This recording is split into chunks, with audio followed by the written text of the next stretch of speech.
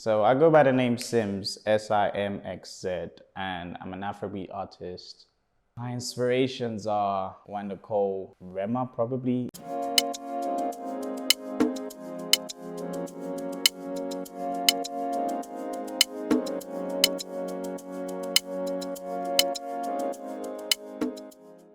I'm an Afro-based artist, so essentially I can do anything Afro.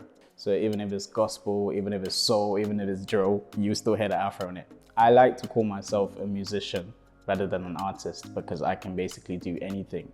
But obviously you still hear the Afro influence in it. And my goat is Wanda Cole, so I do a lot of falsetto. So sometimes you might hear me sounding a bit like Rema, sometimes it might be Buju, sometimes it might be Oxlade.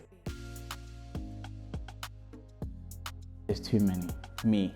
I listen to myself the most because like I said in it, I can make different type of music in it. So I listen to my songs over and over again, either to learn from my previous songs, to maybe pick out a mistake, something I need to do more of, something I need to do less of, something I could do better, and all that kind of stuff. So I listen to myself the most.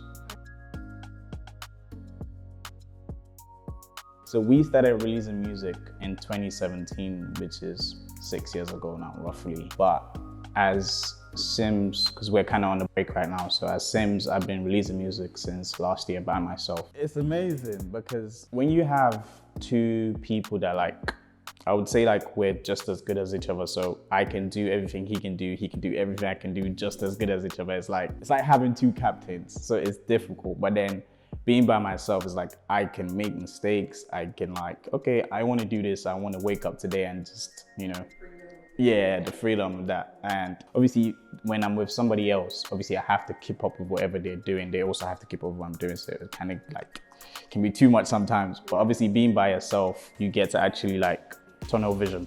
You know exactly what I know exactly what I need to do, where I need to be, what I need to do less of. I came here, let's say 11 years ago. Let me break it down and say, yeah.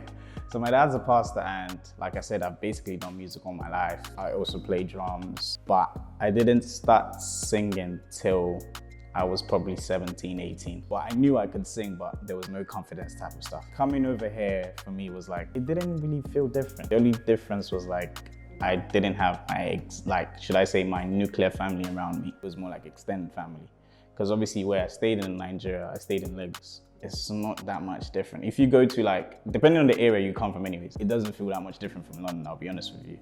Obviously the only difference is you see more white people, there's a lot more like, let's just say laws, whatever changed as well.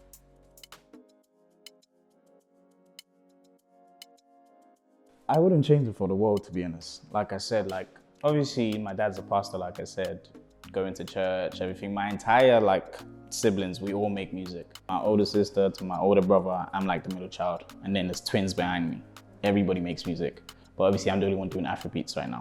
Everybody more on the gospel side, and they're perfectly fine. Okay. Like obviously, because how would I put it? Because mom's a bit more on like the social media side. So yeah, and that's like so chilled. It's like, as long as that's what you want to do, yeah, and you're not doing too much, like no drinking, no, you know, moving around with women everywhere, no smoking and all of that stuff. And what you sing as well, at least let's be able to listen to it too type of stuff. So I just got lucky. Like I said, everybody in the family does music. So it's like, you can't take that away from us. Me and my younger brother, I would say we're like the most creative people in the family, because I can do music, I do art, I can do sports, basically anything I want to do. So it's like, I always had that freedom. The first thing I would say is, I think heartbreak is the best thing that can happen to you. In the sense that it makes you way more self-aware, if you go through it the right way, anyways. One thing I would say is, as a musician, heartbreak is amazing for you because the type of songs you're going to be releasing, top notch. I'm not writing specifically about them. It's about the situation. And the way I write in a way whereby if you're listening to my song, you're able to personalize it. So you won't think he's writing about himself. You'll be able to think about whatever you're going through. So it's not really about me. It's more about a situation like that. Well, there's only two people I have in mind, and I've already said them. One, Nicole and Rema. One, Nicole inspires a lot of what I do, like literally sound-wise. Like Rema is somebody that I heard and I was like, this guy's different. Obviously, if you do listen to my music, I think the influence is very obvious to hear, even though it's not like I'm trying to do exactly what he's doing, but I picked up one or two and I felt like, okay, cool, this is something that I can capitalize on. The music with 2 of them would be like, you'll be able to hear the influences and you'll be able to flow up. So yeah. She did feel my style. She tell me she did feel my style. She tell me she know my type. I know girl. You saw the akana. I be akana. Oh, study your baby take caution. Follow my emotion, but you don't want your emotion. Emergency, your body overload me now. Show my joke, your body overload me now.